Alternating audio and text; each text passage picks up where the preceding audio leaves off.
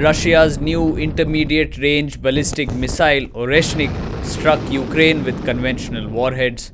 President Putin says more such tests will follow in combat mode.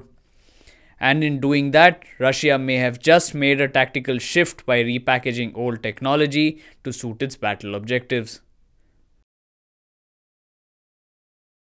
What is the larger implications here, say for a country like India? We have China on one side, nuclear power.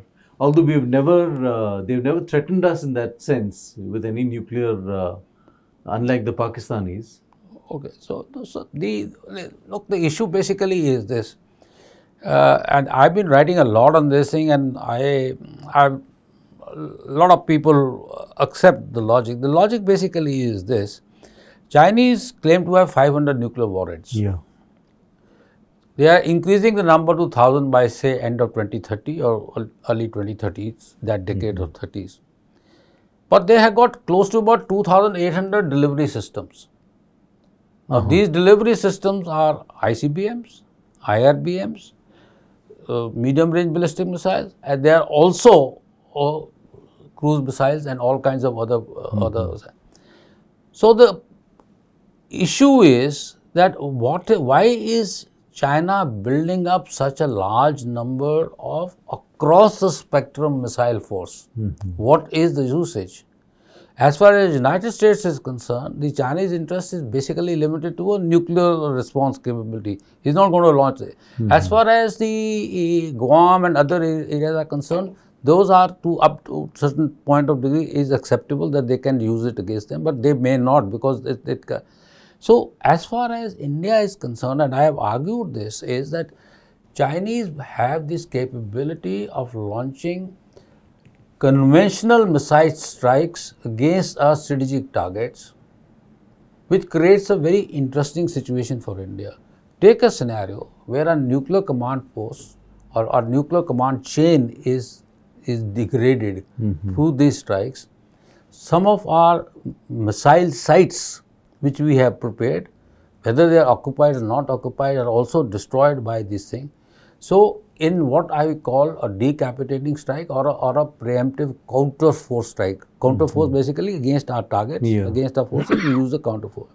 So, in that scenario, we will be degraded, but we cannot bring our nuclear doctrine in play because technically we have not been struck by a nuclear weapon.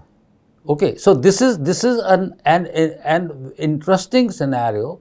He degrades us, he decapitates us, he destroys my command and control systems and also other targets, and yet he has not crossed the nuclear threshold. So this is the scenario that India worries about. I have written about this, and people need to take cognizance of that. It's not that the China is going to do it tomorrow.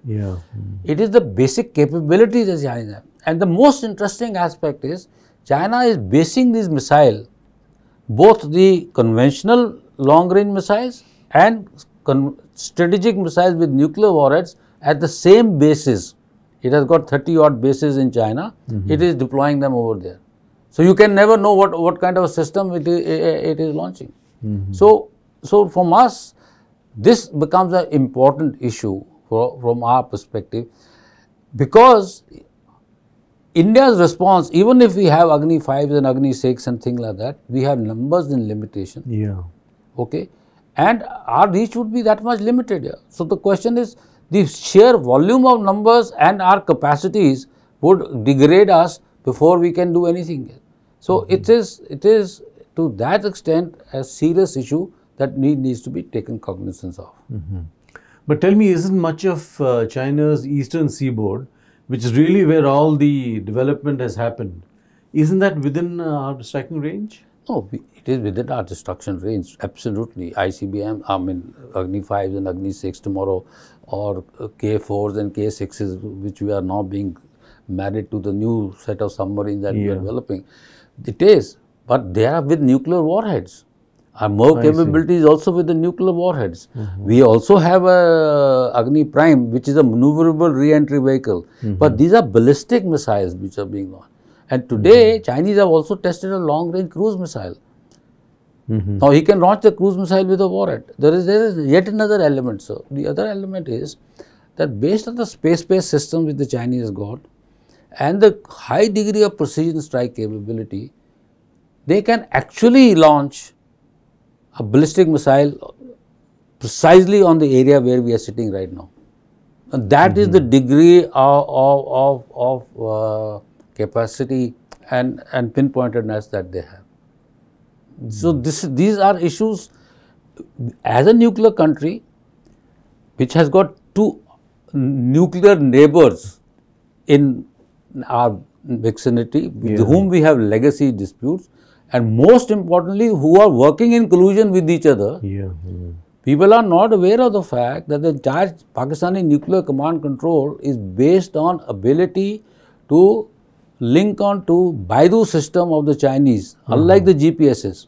So, even if the Americans deny GPS to the... they'll do it through Baidu. Whereas we have NAV-1C, Indian NAV-1C system of ours, NAVIC we call it, which is only 1500 kilometers.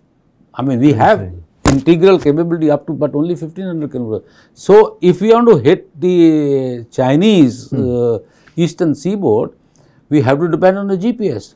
Do we have to get American permission? Obviously, Americans can deny it to you at that particular point in time. Sure. So, this is the irony of this whole game which is being played and which is important.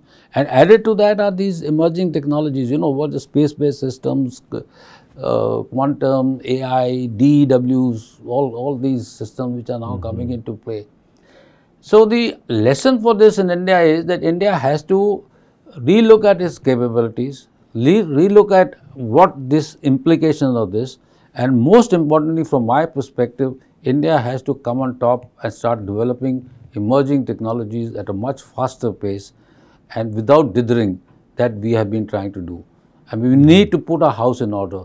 We have a lot of programs going on like quantum communication, etc., doing a lot of money is being spent, but we are not on top of the things. But you know, even in quantum, I was told that we are not far behind. It's a new field, and a lot of countries have entered it, but we are not too far behind. See, we are not too far behind as quantum communication is concerned. Okay. Again, when people talk, we are not too far behind, depending on whom you're talking to. If you're talking to a scientist, he basically says the laboratory models are ready and we are okay. We have the technology. So, but there is a second phase. You have to develop the technology and field the technology. Now, it is the developing and the fielding the ways that we will face problems, because then you look at large scale requirement of